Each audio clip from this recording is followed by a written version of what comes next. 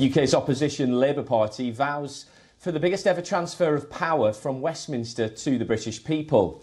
Labour Party Chief Keir Starmer has vowed to shift the political power out of London. He also pledged to place a ban on second jobs for MPs. The Labour Party has promised to scrap the unelected and indefensible House of Lords if elected to power. This is part of a constitutional revamp to redistribute economic growth after Brexit. Labour has set its eye on taking power in the next election due by January 2025. The UK's main opposition party is far ahead of the governing Conservatives in opinion polls.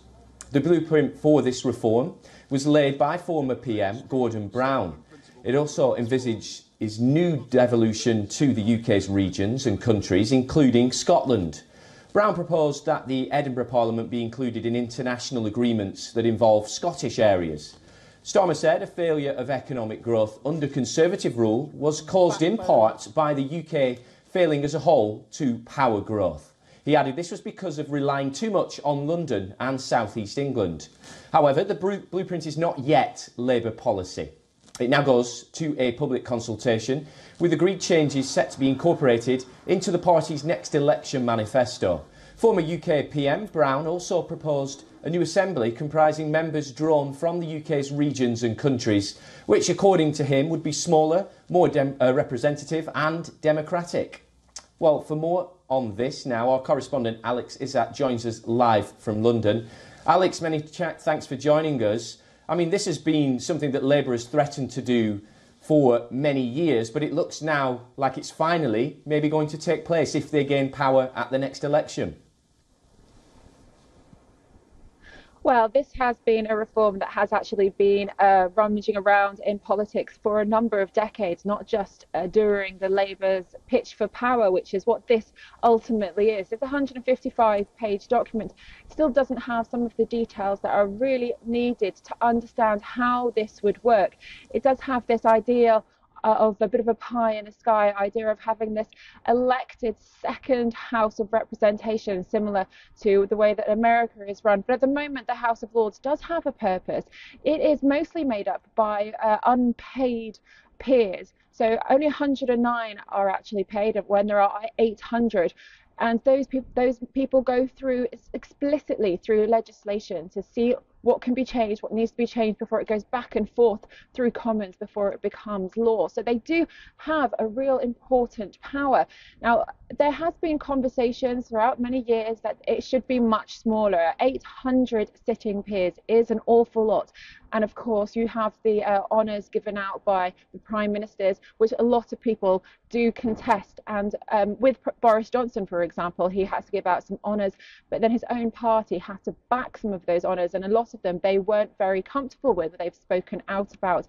So that's something that could potentially be reformed. But a complete reformation of the actual way that the government is held would take a lot longer than just by getting into opposition power. Keir Starmer himself said that it's unlikely anything would be changing until at least the Labour was in a second term. So at the moment, it's a lot of hot air going out because he wants to show the public that he's looking to the future and he's looking to devolution and he wants to bring more of the public in. But if we have yet another vote, at the moment we vote for MPs, if we have another vote for House of Lords to be this representation for the regions, then that will take another level of confusion for the general public, because they will be voting for how long would the House of Lords, a second house, sit for? Would it still be the same amount as would be a general election? There's so many questions that have actually been unanswered in this 155-page document. And a lot of people on the street are thinking, oh, well, yes, it does seem like it's a bit of an outdated constitution when they see these people in their minks and ermine. But when it comes to actual reform, what does the House of Lords bring? Well, it brings these changes to legislation, and that is really important, and that shouldn't be changed. Alex Izzat, thank you very much for now. The RMT union says extra rail strikes are scheduled over the Christmas period. This comes after the rail union rejected an offer by their employers to stop the Christmas strike. Staff at Network Rail are expected to walk out from Christmas Eve until December 27th. Network Rail maintain the railways in the UK. The RMT represents rail industry workers at Network Rail as well as workers from train operating companies. The union is involved in two sets of talks in a long-running dispute over pay, jobs and working conditions. According to the union, the planned strike is set to go ahead. Rail employees in the UK have called for a strike 3 times this year. This includes the country's largest walkout in decades this summer. The unions are trying to lobby for higher pay amidst a cost of living crisis. Well, Alex joins me again now, and Alex, it seems to be a winter of discontent continuing, and this, of course, is going to cause huge disruption over the Christmas period. Absolutely, and as you've already said, it's not just the rail strikes, but this new one will be starting next week, in fact, with the 13th and 14th, then 16th and 17th, and now these new dates of 6 p.m. on Christmas Eve. Now, the RMT union, or the union behind the strike, have actually said, well, the trains don't run that much between the 24th and 27th, which is when the next strike action has been put in place. But what they do want to try and stop is working happening on the rails. So there's going to be disruption there to try and fix some of those rails that may have had that time when there is a bit of downtime on the rail. So they do want to cause all disruption. I understand as well from the RMT union that they've had a lot of businesses contacting them, asking them to stop these strikes, but they just keep pushing back and saying, well, you know, all we want is this pay rise. We want to make sure that our workers are safe. We don't want to have mandatory weekends. We don't want to have volunteer overtime.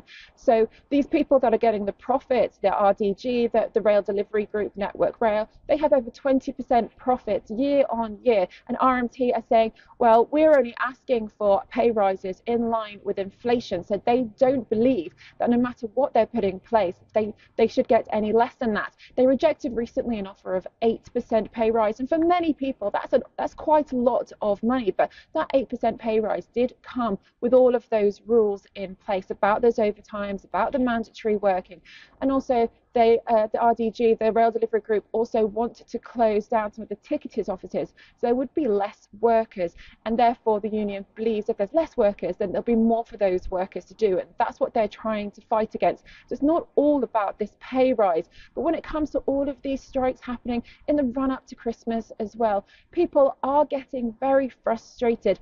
They want to go to work, they want to see their families, they want a pay rise as well, and when they're seeing all of this strike action constantly happening, and now we understand that there's going to be more strikes, and it's going to be a coordinated attack of strikes, potentially with firefighters, nurses, ambulance workers as well. So a lot of strikes may happen all at one time.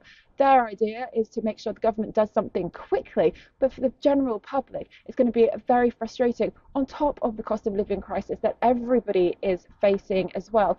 At the moment, there are talks still between the RMT union and the RDG and Network Rail, so there may be a change to the strike action coming over the next few weeks, and it may be that we won't see some of the strikes actions happen, but at the moment it seems that Mick Lynch and RMT union are steadfast in making sure that there's as much disruption as possible to try and force the hand of those that they want to get the extra money for their workers.